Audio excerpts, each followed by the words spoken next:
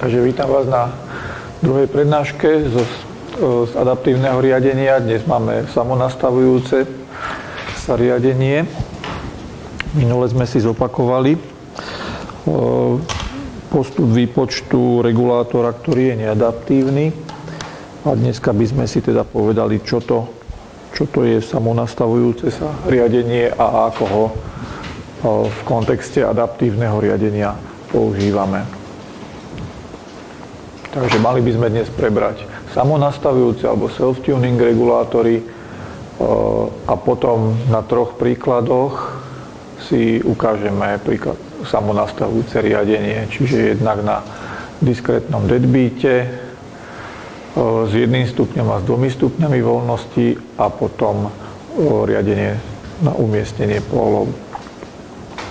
Takže čo znamenajú samonastavujúce sa regulátory alebo self-tuning regulátory?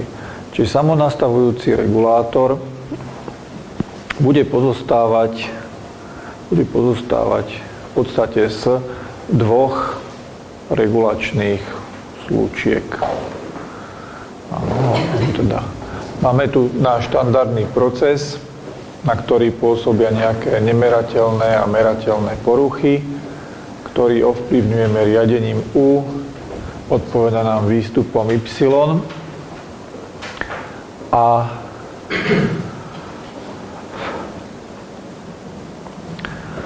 čo urobíme s týmto výstupom, prípadne s merateľnými poruchami? Na základe výstupov a žiadaných hodnôt vypočítavame zákon riadenia a riadenie na základe tohto zákona riadenia posielame naspäť do procesu. Čiže to je štandardný spätnoväzbový regulátor. Ak sa parametre procesu menia, tak si ich budeme snažiť nejako odhadnúť, budeme ich identifikovať a budeme sa snažiť teda predikovať adaptívne, aký by mal byť odhad, čiže Y so striežkou, odhad výstupu. Čiže budeme používať identifikáciu, to je táto časť, tak ako sme sa ju učili, rekurzívnu metódu najmenších štvorcov. A tá nám vráti odhadovaný vektor parametrov θ so striežkou, ktorý bude reprezentovať aktuálne hodnoty parametrov. No ak budeme vedieť aktuálne hodnoty, môžeme vypočítať parametre regulátora na základe toho modelu, ktorý nám dal prediktor. A keď vieme parametre regulátora, môžeme vypočítavať riadenie. Čiže bude tu ešte jedna slučka, ktorá nám bude meniť regulátor samotný. Takže budeme mať, aby som to zopakoval, budeme mať 2 slučky. Jedna bude vnútorná, a v tej vnútornej slučke budeme mať lineárny regulátor, ktorý bude mať ale parametre v čase premenlivé, pretože sa mu budú meniť parametre procesu, ktorý identifikuje. A vo vonkajšej slučke budeme mať identifikačný algoritmus a spôsob adaptácie pre parametre regulátora. Keďže je to už schéma zložitejšia ako obyčajná spätnoväzbová, tak aj ten postup, ako takýto zložitejší systém nabehne, pozostáva z viacerých krokov. Na začiatku by sme mali mať nejaký nominálny regulátor, čiže niečo, čo nám ten náš systém stabilizuje. Ano. A teda naštartujeme riadenie procesu s týmto nominálnym regulátorom. Zároveň, ako nám riadi, tak zberáme vstupy a výstupy z procesu, identifikujeme proces, a keď už nám rekurzívna metóda najmenších štvorcov začína dávať spoľahlivé výsledky, čo sa parametrov procesu týka, tak prepneme z nominálneho regulátora na tento náš adaptívny. A riadíme. A ako náhle by adaptívny regulátor začal vykazovať nejaké problémy, musíme mať stratégiu, ktorou sa zase vrátime naspäť do nominálneho regulátora. No. A existujú dve schémy, akým samonastavujúce sa regulátory implementovať. Toto je tá, ktorú budeme používať najčastejšie. Čiže máme štandardný riadený proces a spätnoväzbový regulátor. Áno, máme tu výstup, regulačná odchýlka E, riadenie do procesu. Z procesu budeme zberať výstupy a vstupy, prípadne nejaké merateľné poruchy a budeme používať rekurzívnu metódu najmenších štvorcov na identifikáciu parametrov tohto procesu. Ak tie parametre budú zidentifikované, budeme tu mať blok, ktorý nám prepočíta parametre regulátora. A tie prepočítané parametre regulátora nám, táto šípka znamená, že prestavia regulátor. Druhá možnosť je priama schéma. Tu si nebudeme robiť na cvičeniach. To znamená, že priamo na základe vstupov a výstupov, identifikujeme parametre regulátora, čiže nemáme tu rekurzívnu identifikáciu pre parametre procesu, ale existujú metódy, ktoré nám priamo zidentifikujú parametre regulátora a prestavíme regulátor. Áno, čiže ešte raz, tá predtým bola tzv.